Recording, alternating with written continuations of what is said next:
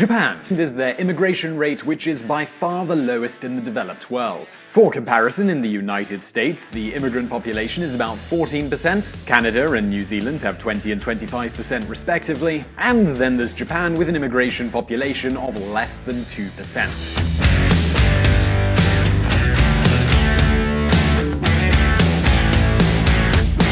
So, what's the reason for this?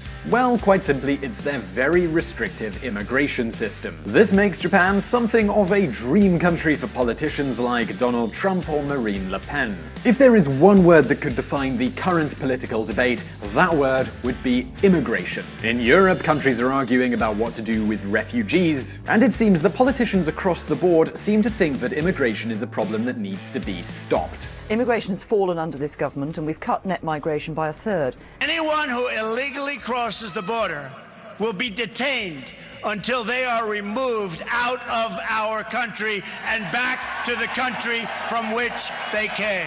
Since I took office, we've deployed more border agents and technology to our southern border than ever before. So then, Japan is a perfect example of what a country would look like without really many immigrants at all. And so now you might be wondering, what exactly does that mean for Japan's economy? Do they really save money because they don't have to spend on social policies for immigrants? Further, do Japanese workers enjoy a higher standard of life because they don't have to compete for jobs with foreign workers? We are going to be answering those questions. But before we get into all of that, we need to have a close look at Japan's immigration law.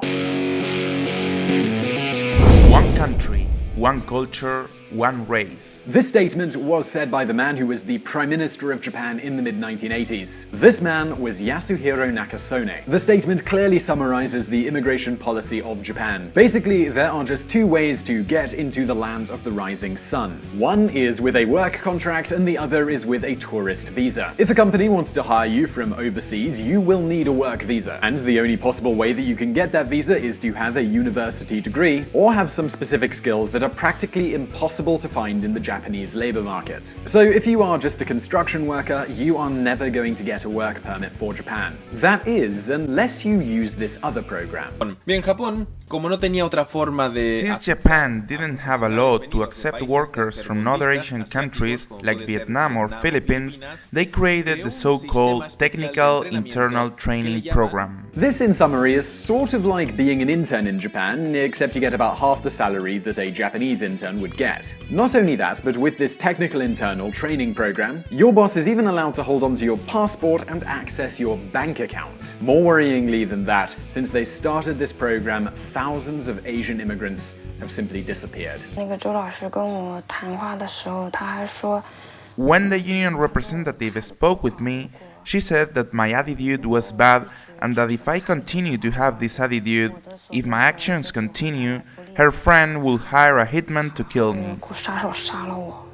So, well, what if you enter with a tourist visa? Well, in that case, you could stay in the country for a year and a half as long as you can prove that you are studying Japanese. Once that initial time has passed, you need to get hired by a company. This can lead to you getting a work visa, but do watch out here because unlike in the United States or certain European countries, this work visa stipulates what your profession is. So, for example, if you get that work visa saying that you are a chef, then you can only work in a restaurant. If you break this rule and do some sort of other work, then the government will not renew your visa. There is only one really effective way for a foreigner to make a living in Japan.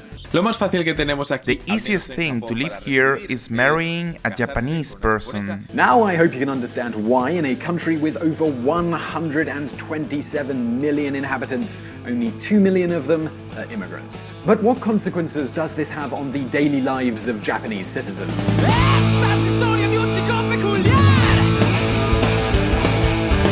Who pays the Japanese pensions? Japan is the oldest country in the world, not because of their long history, but because of the actual physical age of their population. In fact, estimations say that in the next 90 years, they're going to lose about 44 million people from their population, which is about the entire population of Canada. Now, this wouldn't be a problem if it wasn't for the social security system. As you probably know, the pension system in most countries in the world works in the following way. The people who are working today are the ones who are paying the pensions of the people who are retired today. As the workforce gets smaller and smaller year after year, the number of people paying those pensions is getting smaller. Further, on the other side of things, more and more people are retiring who are drawing more and more social security. And this leads to problems like this. Social Security contributions cover only 60% of these benefits. The remaining 40 trillion yen comes from taxes, or more precisely, public deficits.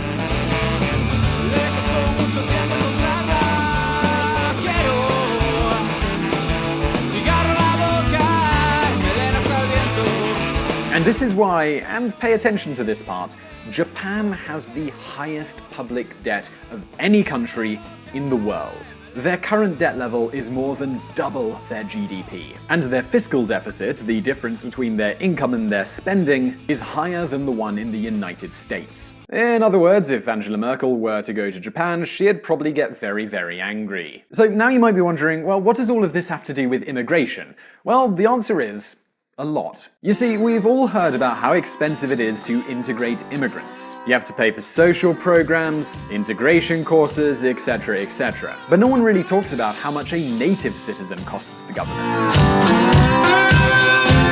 For an example, an American-born citizen costs the government $150,000 by the time they are aged 16. And this is only for education and healthcare. Depending on the state that person lives in, you might have to add in other expenses. But the government sees all of this as an investment, because when that person starts paying taxes, they're going to get that money back. On the other hand, let's take an example of a Vietnamese immigrant to Japan. He comes to the country when he is old enough to start working. His education and healthcare was already paid for by the Vietnamese government.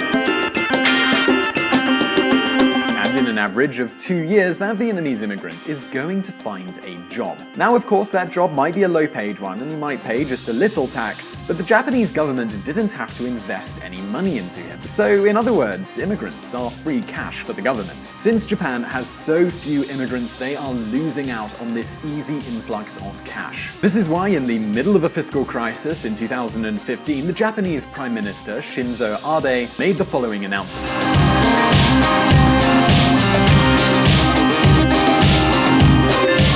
Japan under pressure to accept more immigrants as workforce shrinks. But despite what it looks like, this is not Japan's biggest problem. Japan has seen the last 20 years go by with no economic growth. This is what experts have called the lost decades, and it has a lot to do with immigration as well. Country that stopped innovating. We all imagine Japan as a country of technology and innovation. The country where companies like Nintendo, Sony, Toshiba, where they were all born. Nonetheless, the reality is these companies are really old. Nintendo was founded in 1889, and Toyota was created in 1937. Actually, can anybody name any Japanese companies that were created in the 21st century? You probably couldn't, but on the other hand, you could probably name 5 to 10 American companies that were formed during the same period. Immigrant founders started 52% of all new Silicon Valley companies between 1995 and 2005. The entrepreneurial rate among immigrant populations is 2 to 3 times higher than natives, and this is a trend that you find in every country. For instance, one of the founders of Google, Sergey Brin, was born in Moscow. Further, the co-founder of WhatsApp was born in Ukraine. But this isn't just about Silicon Valley startups. Just take a walk around your neighborhood and you'll see hundreds of Chinese stores, Mexican restaurants, and all other kinds of small businesses created by immigrants. And it does make complete sense that immigrants will have an entrepreneurial spirit. At the end of the day, those who leave their home country are risk takers. Not only that, but immigrants bring with them their culture to a new country, which helps them in thinking outside of the box.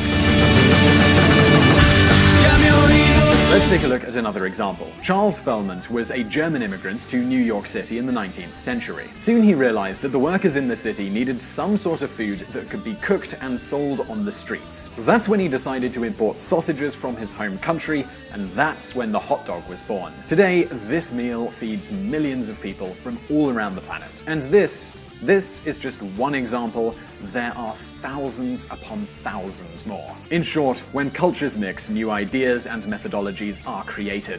This is what business people call innovation. And this is the special sauce that makes companies and countries grow.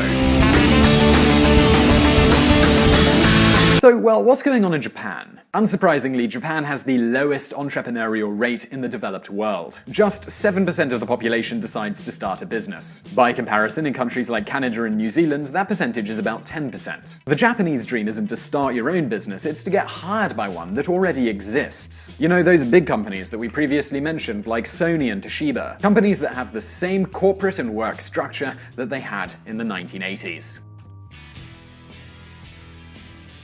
Traditional Japanese electronic powerhouses such as Sharp and Sony have incurred huge losses and shed thousands of jobs, while competitors Apple and Samsung have continued to increase their market shares. Those who like football, or what Americans call soccer, might keep up with the World Cup or the UEFA Championships. 20 years ago, there were at least 2 Japanese companies sponsoring these events. In 2016, the European Cup had no Japanese sponsors. And no matter where you look, Japanese companies are struggling to compete with European, American, and even Chinese companies. And the reason is not a lack of money, it's a lack of innovation. And this explains why Japan's economy has been so frozen over the last 2 decades.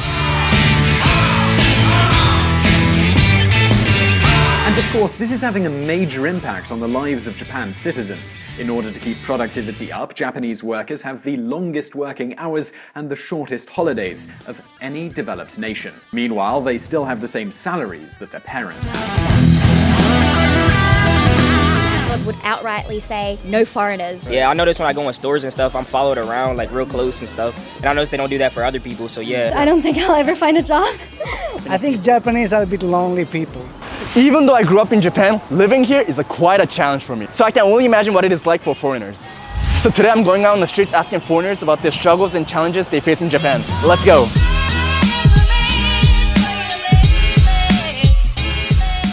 Okay, so what struggles have you had living in Japan just in the past few weeks? Like, for example, wearing masks, because many of the foreigners, in Europe, they don't wear masks anymore. So here, if I have a mask on or don't have a mask, I get those looks of like, oh, she's not wearing a mask or something like this. So look at me, I'm sweating.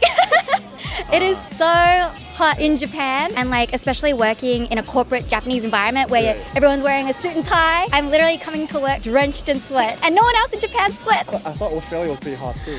Yeah, but everyone sweats in Australia. No one sweats here in Japan. I didn't get that Asian gene. It's very difficult to make friends in Japan, to have like a very close contact, like deep contact. I think Japanese are a bit lonely people. Yeah, they don't really want to have a contact with somebody, not that much. To be honest, it's a bit lonely. It's not like I can't make friends or anything, but with natives or locals, it's pretty hard to become friends with them because I don't get the cultural references that they do. I didn't grow up here. I don't have any roots here like that. And I can't even use the, oh, I'm a foreigner pass because I'm not a foreigner in their eyes. So then I'm kind of just like outcasted in a way. yes, we've been to Fujisan yesterday, and there was no trash in the street, so we have to take our trash in the bag and try to find a dustbin somewhere, which is different from our country. I would say mainly the language barrier. Like, of course, I don't speak Japanese yet. Getting around, transporting, because I gotta read the signs and stuff, and they're in Japanese as well. Traveling with the train system and everything was like a big change for me. To know like where you have to go and like how you get there. With Google Maps, it's okay, but it is complicated because there are like so many options and ways to get to your destination. You live in a society where majority of the people are Japanese, looking how we look, and Japanese people not growing up in a diverse culture. Some things may come off rude for me in my experience, but I sometimes gotta remind myself that, try to look from their perspective. So obviously I look Asian, so everyone here just assumes that I'm Japanese, but I'm Vietnamese and from Australia. So when people come up to me, they always speak to me in Japanese, and then I look at my friend who looks Caucasian, I'm like, it's him. He knows Japanese, but they'll continue speaking to me, and I feel like I've disappointed them. I like to find a job while I have nothing to do. It's kind of hard because I can't really speak the language super well. And so when they tend to speak very fast, I'm very confused. I don't think I'll ever find a job. Have you guys faced any discrimination because you're a foreigner? Yeah, I feel like there is a bit of racism out here. Yeah, I notice when I go in stores and stuff, I'm followed around like real close and stuff. And I notice they don't do that for other people. So yeah, I am treated differently than other people. I mean, they're nice people, don't get me wrong, but you'll see it sometimes. I live in Osaka, like it's pretty chill. Like I've never faced discrimination down in Osaka. Like Is Osaka a bit different from Tokyo? yeah, it's too many damn people here. Yeah, man. Maybe like 20 minutes ago, a taxi driver didn't even stop for us when I was just calling a taxi. Yeah, that's probably one of the easiest examples. Like you see me, they don't want to pick me up. Maybe they'll stop, you know. During Corona, actually, we got super many bad looks when I was speaking Chinese because of the coronavirus. But I think it's getting better now, and I'm not ashamed of it, obviously. I wouldn't say it's a struggle, but whenever I'm speaking English on the phone, literally like old people break their necks and give me the death stare. The hardest time was when I was trying to find an apartment. There was a lot of times where, you know, landlords would outrightly say, no foreigners. I would ask my realtor like, oh, like I'll pay extra. And yeah, they'd be like, dumb it. It took me like up to 6 months. They'd find out we're not Japanese. And then they'd be like, yeah, next.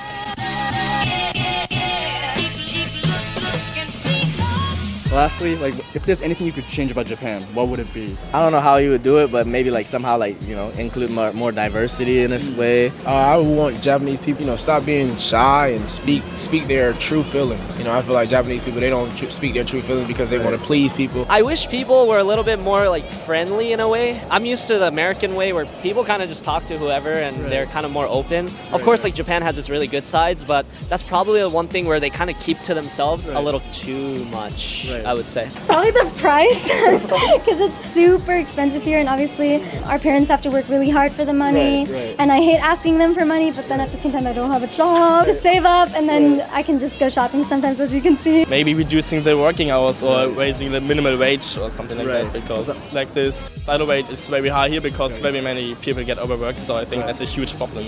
I feel like it would be the follow culture. I think that I'm not quite sure, but the Japanese government said something about not having to wear masks, especially in the heat of the heat strokes and everything that people get. Maybe many Japanese just wear the mask because others around them are wearing them. I feel like if that's broken up a little bit, then that could be something that they could change. Hopefully in the future. Yeah. I think I would change the style. In my head, like Tokyo specifically is kind of more conservative.